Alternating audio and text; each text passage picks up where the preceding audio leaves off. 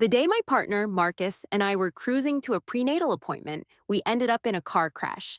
Out of nowhere, I was transported back to my high school days. Deciding to switch schools to connect with Marcus sooner than expected, I was shocked to discover that my guy, who's always been my main squeeze, was actually a big deal back in high school. On the way, he was lugging a basketball, totally soaking up all the vibes. I accidentally blocked his path. He snapped, "Move it." Later on, I shoved him aside with a frosty look, saying, "Move it." He was like a puppy, clinging to me and not letting go. "Please, babe, don't be mad." Once I realized I'd been sent back to high school, I quickly rang up my dad. I asked him to arrange a transfer back to Marcus's school in the States. I couldn't wait to see him again. He was destined to be the future CEO of a company and my eventual husband. Right now, he was studying overseas. We never crossed paths as students. Years later, at a school banquet, we met and clicked instantly. We tied the knot amid cheers and well wishes from our friends. Everyone said I was living the dream. After marriage, we were genuinely happy. He was mature, reliable, and thriving, treating me like my world. But on the day he was driving me to the prenatal checkup, that accident happened. I thought it was the end for me. Instead, I was reborn and found myself back in high school. I remember how Marcus shielded me with his entire body when that truck barreled toward us. Now, I was desperate to see him immediately. However, even after transferring to his school back home, I didn't see him for an entire week. Teen Marcus was frequently ditching classes. My new deskmate was a plump girl, and she wasn't too shocked when I asked about Marcus. His family was loaded. His dad donated a hefty amount to the school every year. Even the principal greeted him with a smile, and teachers turned a blind eye to his truancy. She gave my shoulder a pat. "Girls who like Marcus could line up around the field twice," she said. "I hear he's a total player. Someone like him isn't from our world. Don't stress too much about it. It's impossible not to care." When I met Marcus in my previous life, he was already 30. He was a decisive CEO, steady and calm. I knew he had girlfriends before me, and I wasn't his first love. But I didn't expect him to be such a player in his younger years. His childhood friend Leo once told me, "You two just met at the right time. Jesse, you have no idea how much Marcus loved to party when he was young." But then Marcus cut him off coldly. "Can't you keep it down while eating, Leo?" Marcus snapped. Leo laughed it off and shut up. It used to bother me, but Marcus only ever focused on me once we were together. He's famous for being a devoted husband. Eventually, I stopped caring about his past. After all, life's about moving forward. There's no use dwelling on things you can't change. Now that I was back in high school, hearing how wild he was with countless rumored girlfriends, I couldn't stay calm. How could I let Marcus mess around with his fiancée here? I patiently gathered info about the rumors surrounding him. Hearing them made me clench my fists. How could 30-year-old Marcus be so composed and self-controlled when teenage Marcus was so rebellious? He fought, skipped classes, raced on the streets, and did everything wrong. And now, I couldn't even catch a glimpse of him. In the second week after my transfer, Marcus finally appeared at school. Knowing he had a basketball game that day, I specifically bought some water for him, but the playground was packed when I arrived. On the court, the kid in the blue jersey was fresh and full of energy. With the final ball decisively going into the hoop, the crowd of girls went wild. He brushed his sweaty hair away from his forehead. I watched him from a distance as he grabbed a bottle of water a girl handed him and drank it casually. As his future wife, it would be a lie to say I wasn't jealous. I quietly clenched my fists, but being short and holding the water bottle while getting jostled by the crowd, I couldn't get to the front.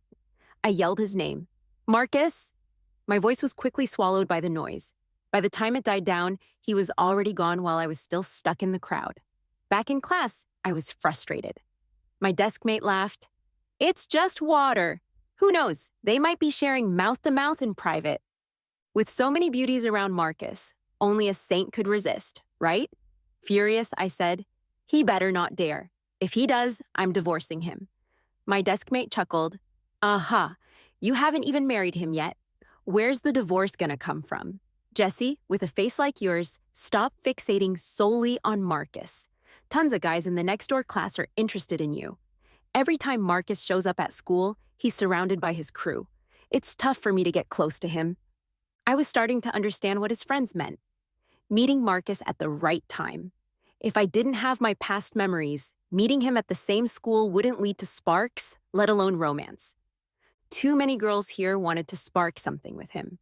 I sighed, wondering how to catch my future husband, who was too popular in high school. Should I just wait for our lives to follow their original path, ending up together in a few years? No way. Just the thought of him being a player now made me want to punch him. At recess, I went to the store with my deskmate Betty. I was waiting at the entrance when sudden chaos erupted around me. Turning around, I saw Marcus leading a group approaching the store. Dressed in a black jacket, he looked like a leader among the uniformed students, standing out from the crowd. His young face had an alluring sharpness, something you wouldn't expect from the shrewd executive he'd become. Just as he was about to pass by me, I reached out and stopped him. He was chatting with his buddies, barely giving me a glance. Move. I widened my eyes. Can't believe he told me to move. Never had he raised his voice when we were together. All he ever did was sweet-talk me. When he was ever upset with me, it was only behind closed doors. Honey, don't cry, I'll be gentler. He'd comfort me with all the kisses and cuddles, though his strength never really eased my worries. Sadly, this Marcus wasn't my husband yet. He had no clue who I was. When I didn't budge, impatience flashed in his eyes. Can't understand humans? His buddy teased. How many has he messed with today? Every time Marcus shows up, girls swarm him. I'm so jelly.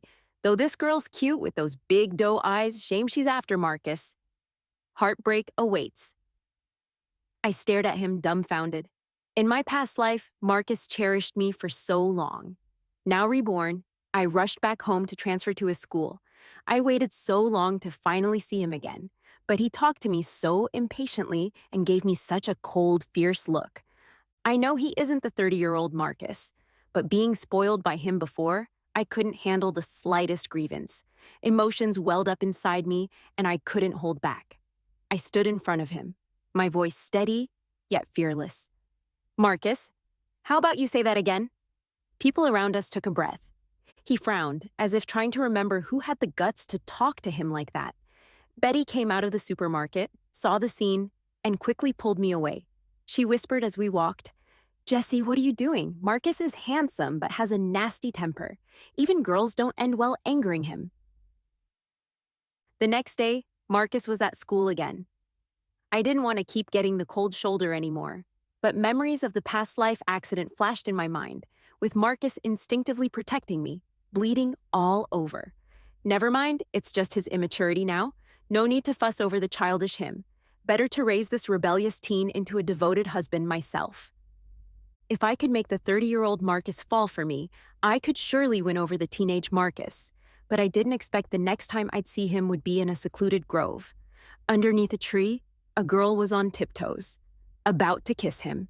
So, should I stop my future husband from kissing another girl? Obviously, yes. But before I could get there, Marcus nonchalantly shoved her away. The girl whined, all hurt, I'm your girlfriend, why can't I kiss you? I'm a germaphobe. Are you saying I'm dirty? What else? The girl ran off crying. I felt a bit awkward and stepped back, hiding behind the tree again. I knew Marcus was a neat freak after marriage.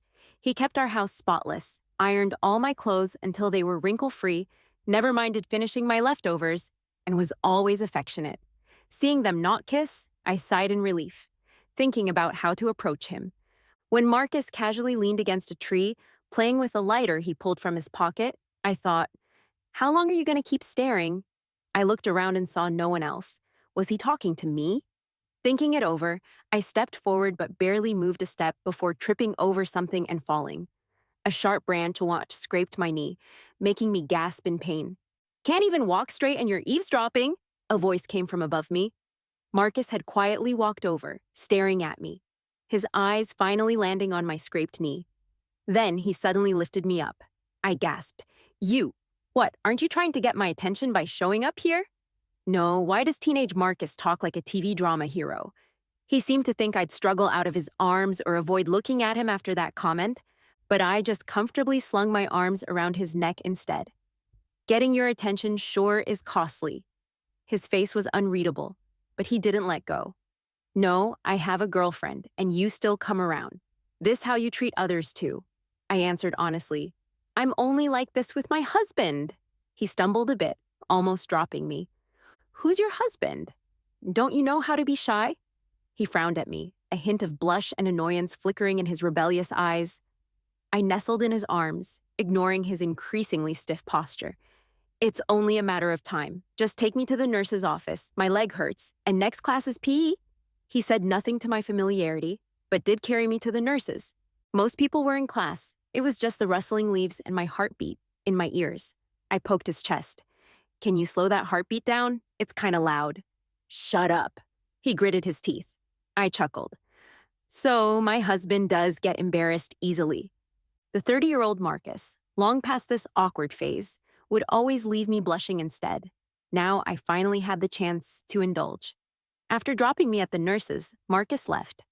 The sunlight glinted off his retreating figure, his crimson ears suggesting a hasty escape. I realized Marcus wasn't as wild as I'd thought. Jesse, notice how much Marcus is coming to school lately? Betty counted on her fingers. 5 days this week. That never happened before. Maybe he wants to study hard now. I looked outside the window. Down below, the boy slung his backpack over one shoulder and entered the school as the bell rang. Sensing something, he looked up, meeting my gaze from the 3rd floor. I smiled at him.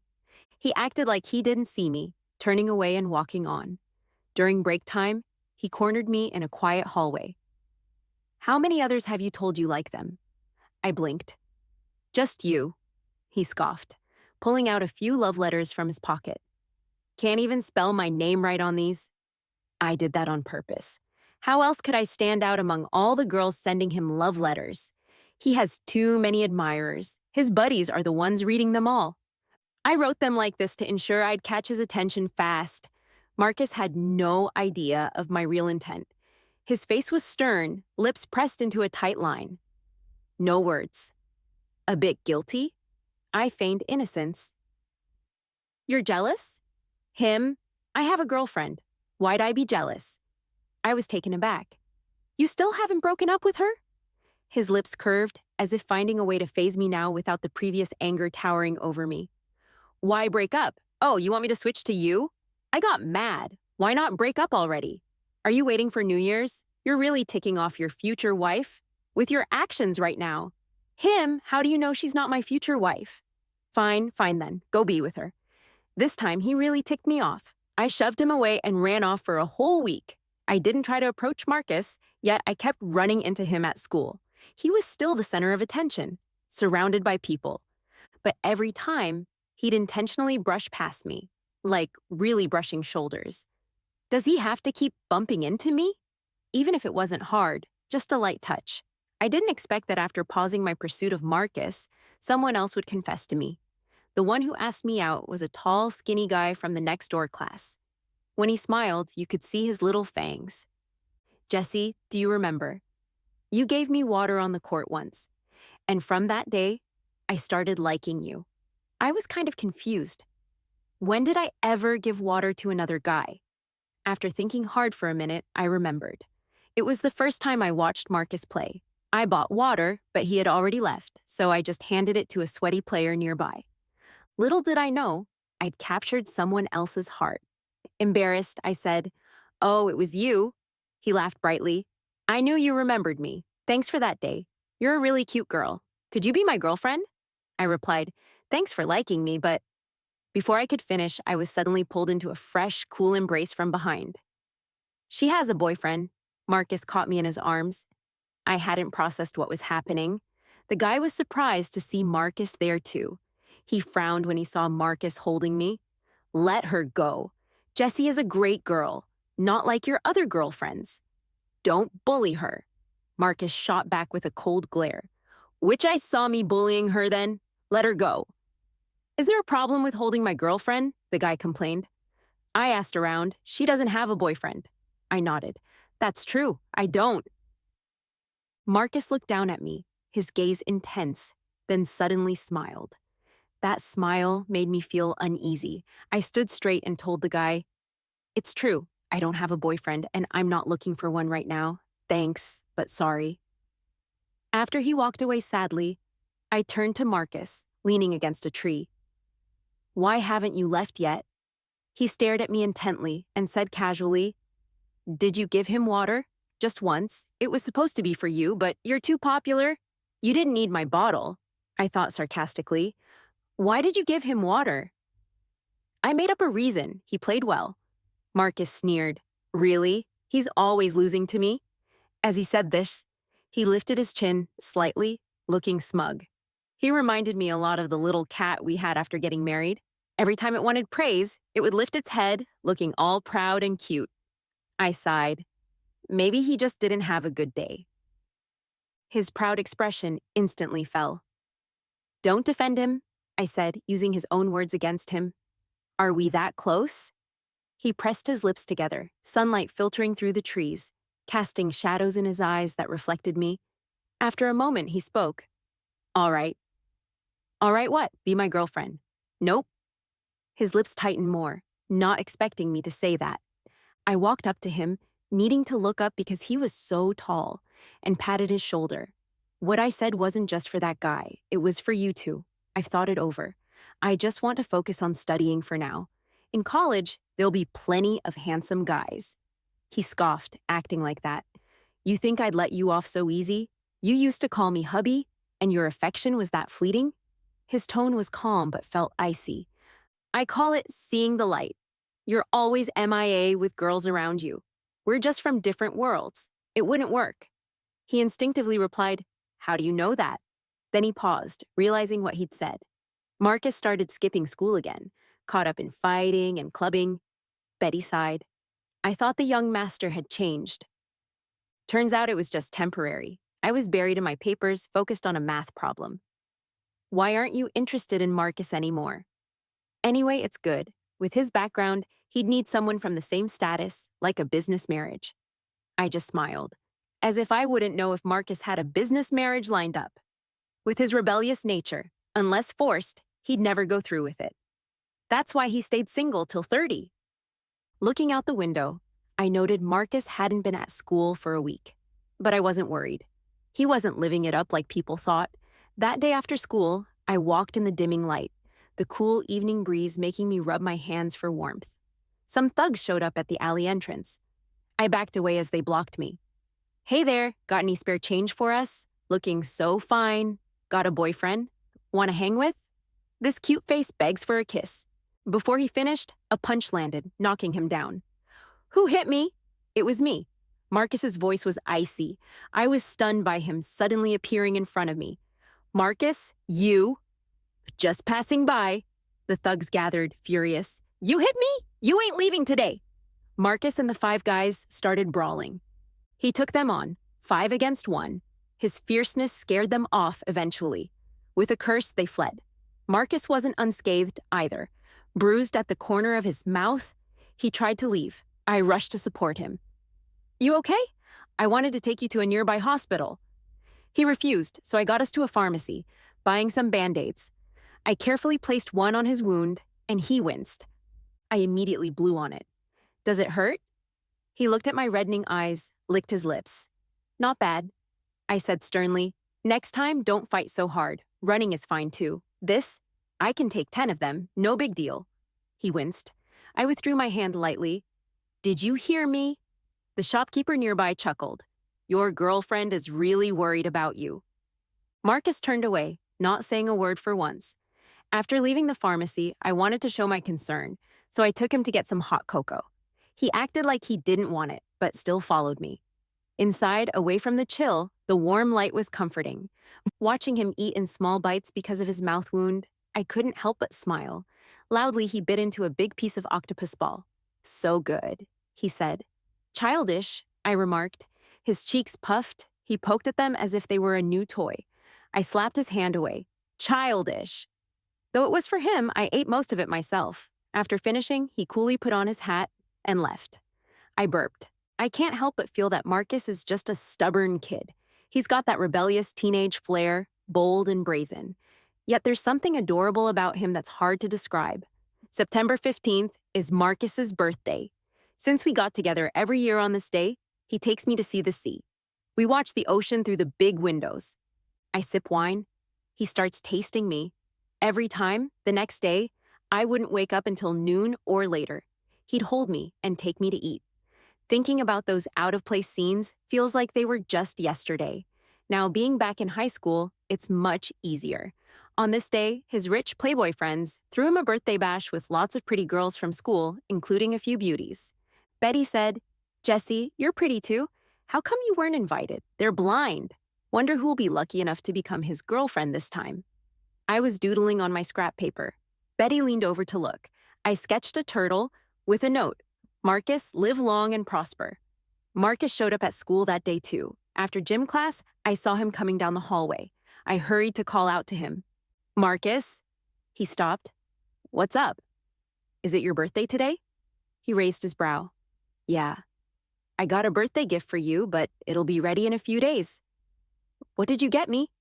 The evening breeze blew my hair as I grinned. "Not telling yet, but you'll definitely like it." He looked away like he saw something too bright and said, "You better impress me." "Not going out to eat with them?" I was surprised Marcus skipped the party for him after school. "Didn't you invite me?" "When did I invite him?"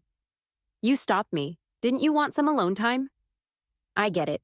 Does he have a wild imagination or what?" He lazily replied, "The party would just be drinking and gaming. Boring." I thought for a moment. "I know a place you'd like. Where did you bring your ID?" "An ID?" He hesitated. Something seemed to dawn on him, and his ears turned red. Yeah, I did." "So, we went to the amusement park." Marcus paused at the entrance. "Isn't this for kids? There are lots of rides inside, and you can get discounts with an ID plus a free pass." He gave me a look but didn't say anything before I led him to some thrilling rides. At first, he wasn't interested, but then he got into it. Watching him loosen up made me happy too. He once told me, back when he was 30, that his parents were too busy working and never took him to amusement parks. "Are you having fun?" I asked. He arched a brow, our reflections in his eyes, more than I expected. I felt proud. It's not easy to get a compliment from this young master. As night fell, we sat on the Ferris wheel, looking down at the lively scene below, all glowing like scattered stars. Sitting next to Marcus, I remembered how I loved coming to amusement parks for the Ferris wheel in my past life, though I never did the thrilling rides. I sure got my fill today. Being young is great. I leaned on Marcus's shoulder without thinking. His breathing quickened, reminding me that this Marcus isn't my husband yet. We weren't married. I was about to pull away when he gently held me in place. "Don't move," he said softly, his voice husky. The atmosphere between us became charged and intimate. In our little bubble, each other's breathing was so clear.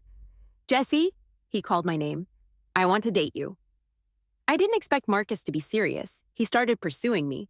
Every day he bought me snacks. Betty was amazed. "Jesse, what did you do?" "Marcus got you all these snacks. Do guys this age chase girls so openly?" When the 30-year-old Marcus pursued me, he was much subtler. He'd find ways to join meals at my place until he took over the kitchen, crafting meals that rivaled five-star hotels. I fell hard for his cooking, couldn't get enough. That led to us dating, moving in together, and eventually marrying. He was like a cunning wolf, leading his prey into his den back then. This young Marcus clearly didn't grasp the concept of taking things slow. I happily accepted his snacks and shared them with Betty. Betty was astonished. "Wow, never thought I'd taste Marcus's snacks." "Jesse, you're amazing." We'd munch on chips after classes, and I even gained some weight. I told Marcus to stop. I really couldn't finish all the snacks. Next thing I knew, someone told him something, and he began sending sparkly hair clips and bracelets instead. Looking at the collection of shiny trinkets in my desk drawer, I couldn't help but laugh. He was making it so public. Most of the school knew. No one expected Marcus to go for the new transfer student. No one expected Marcus to go for the new transfer student. She seemed so sweet. Was he changing his type? It was always the mature ones before. Wonder how long this will last. They said Marcus was the one chasing her. Normally, girls threw themselves at him. This was a first. Maybe she's stringing him along with that hard-to-get game. Everyone thought his crush would blow over quickly. But surprise, surprise, 2 weeks went by and Marcus seemed to be getting more and more hooked. On the basketball court, he effortlessly nailed a three-pointer at the buzzer. The crowd cheered. Lots of girls offered him water, but unlike before, he didn't grab a random bottle from someone. Instead, he scanned the crowd for me. When he didn't see me, his face darkened, but when I hurried over, he brightened up immediately. I thought you weren't coming. I caught my breath. Our teacher ran late. He took the bottle from my hand. Next time, don't rush. I was worried you'd think I didn't show. I panted. He scoffed, but his voice was light. He twisted off the cap and held it to me. Your face is all red from running. Drink up. I couldn't help but feel warm inside, seeing him sweat-soaked, yet offering me the water first. Under his watchful eyes, I took a sip and handed it back. He naturally took it, taking a few swigs himself. Those moves with his Adam's apple were just so sexy. Water dripped down my Adam's apple and into my jersey. A girl nearby giggled, with her hand over her mouth. He drank straight from that bottle. They look so sweet together. That's when I realized Marcus had just chugged from the same bottle I drank. Before any juice I couldn't finish, I'd pass to him. I got used to it. Now that someone pointed it out, maybe it's just the hormones at this age, but despite being like an old married couple, I felt a bit shy. My heart started racing. I knew Marcus was staking his claim, especially after a guy who once confessed to me. Marcus waved the bottle in his face, grinning. The guy looked not pleased. If Marcus had a tail, it would definitely be up in the air, but I can't let him stay smug for too long. I often took him to the school study room. He's not a fan of studying. I watched him, making sure he kept good posture while studying. The school's notorious head honcho, acting so compliant in front of me. He'd sit up straight when I told him to. Look at the book, I pointed at. Although it didn't last long before he slouched back, playing with my hair. He even lowered his head, taking a whiff. What shampoo do you use? Smells so good. Focus. He loved teasing me, but whenever I was about to get mad, he'd straighten up just in time. Sometimes after exhausting study sessions, he'd take me for a ride on his pricey motorcycle. I had only sat in Marcus's Maybach when he was 30. This was my first time on his cool motorcycle from his teenage years. It felt totally different. The evening breeze on my face eased my mind. The accident from my past life often haunted my dreams. Sometimes I couldn't help but wonder if this was all a dream. How else could I be lucky enough to relive and meet teenage Marcus? What are you thinking about? The wind was loud, but I could hear his voice through the helmet, like a thread bringing me back from the haze. Loudly, I replied, thinking how good you are at riding. I heard him laugh, chest shaking with pride and freedom, but as I watched the road ahead, all I could think about was his smirk and bright eyes under the helmet. Just before finals, Lily, the school's renowned beauty, approached me unexpectedly. She was really pretty, tall with an air of elegance. The first time she saw me, she looked me over, eyes full of disdain. I checked myself out. Is my outfit dirty? Her scorn deepened. Such a shabby look. How could Marcus like you? Ah, I see. She's here because of Marcus. Seeing me silent, thinking she hit a nerve, she smirked. Marcus is an only child. He's going to inherit a massive family business. His family will definitely find him a girl from a similar background. So you want to say that girl is you? Our families have been working together for a long time. It's almost certain that I'll marry Marcus. Watching her certainty made me want to laugh. She looked displeased. What's with that face? Really think you can go from rags to riches like that? Rags? I stepped closer. Well, I should tell you something. My family isn't as poor as you think. You see that new school building going up over there? My dad donated it. She sneered. Does Marcus know you're such a liar? I shrugged. If you don't believe it, ask the principal. Find out how I transferred here without testing, straight into the honors class. On transfer day, my dad contacted the school's principal to make sure I was taken care of and casually donated a building. As for my plain clothes, maybe I wasn't wearing market-popular brands like she assumed. All my life, my clothes have been custom-made. Seeing my calm demeanor, clearly not bluffing, Lily hesitated. No way. Feel free to check. By the way, that necklace around your neck is from the Twinkle series, right?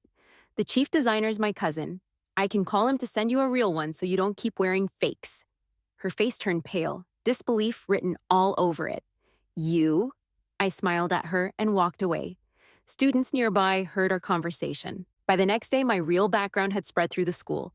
What was seen as an ordinary transfer student catching the eye of a rich kid turned out to be a massively wealthy heiress. Betty was shocked. Jessie, what else have you been hiding from me? I've been desk mates with a rich, gorgeous girl this whole time. Does your family live in a mansion bigger than the gym? Not that exaggerated. As for my background, Marcus wasn't too surprised. He'd secretly looked into it before. He asked why I suddenly came back to school. I came back just for you. Don't try to fool me. Really? I'm your future wife. Wanted to meet you earlier. Keep you out of trouble. Though he looked doubtful, his ears turned red, and he took my hand. You can only say things like that to me, he whispered. I'll definitely marry you in the future. After finals, we decided to study abroad together. My dad kept calling, urging me to return, missing me terribly. I told him over the phone, I'll be bringing home a son-in-law. He was shocked. What? I understood the feelings of a dad when I married Marcus in my past life. My dad cried like a baby. This time, I thought to give him a heads up. What I didn't expect was, just before returning, I was kidnapped. Not that they specifically targeted me. The kidnappers were after another heiress, and I just happened to be there. To avoid exposure, they took me too. What kind of luck is that? But Marcus noticed early. When I woke up in the van, I heard the kidnappers cussing in the front seat. A biker kept tailing them relentlessly. I knew it was Marcus.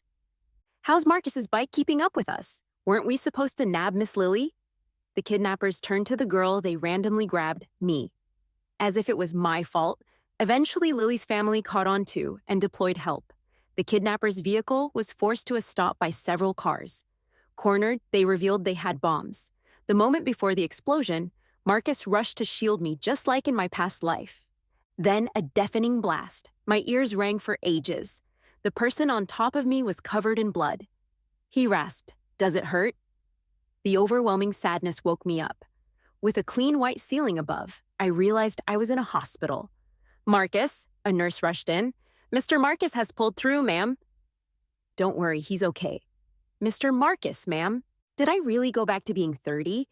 Memories flooded back, and I remembered that after the car accident, both Marcus and I were taken to the hospital. Thanks to Marcus protecting me, I wasn't hurt much. I was just in a coma. Marcus, on the other hand, had severe injuries and went into surgery. Even though the doctor said he was out of danger, I was still really scared walking into the hospital room. He just happened to open his eyes. He looked at me, wrapped in bandages, and seemed confused. Who are you? No way. Why does life keep giving me these shocks? I thought I had returned to high school, but it turned out to be a dream. And now, my husband has amnesia. I grimaced, trying to comfort myself that at least he was alive. The next second, he started laughing. Wife, I'm fine. He was faking it. I stared at him, wanting to hit him but held back because he was injured. He lifted his uninjured arm and hooked it onto mine. Does it hurt? That question instantly reminded me of things from the dream. My eyes reddened and he panicked. Where does it hurt? No, I'm not uncomfortable. I told him about my dream, especially his rebellious antics in high school. He laughed and said, I know. I was surprised. You dreamed it too? Yeah, but not recently. It was when I was in high school. I had this dream, but you weren't in my life at that time. I didn't know you were abroad and couldn't find you, he slowly said, but I believed you existed. Later at that party, I finally met you. You waited for me for 12 years? 12 years, 3 months, and 4 days. I was momentarily stunned. So it wasn't love at first sight for me. It was because you met me in the dream that you liked me. He confirmed, it was love at first sight. The first moment I saw you in the dream, I fell in love with you. But back then, I was too proud to admit it. You knew it too. We cuddled for a bit, and I felt curious. Why did we have such dreams? He said, I once asked at a temple, and the master said we were destined in our past lives. And this life too. Don't joke with me. Next time something dangerous happens, don't play hero. Protecting my wife is the right thing to do.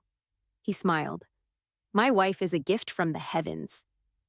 The 30-year-old Marcus sure knows how to charm. I laughed and hooked my finger around his outstretched hand. You're a gift from the heavens too. I've seen the passionate you as a young man, and the mature, steady you now. But no matter which you make me feel like I can happily and joyfully spend the rest of my life.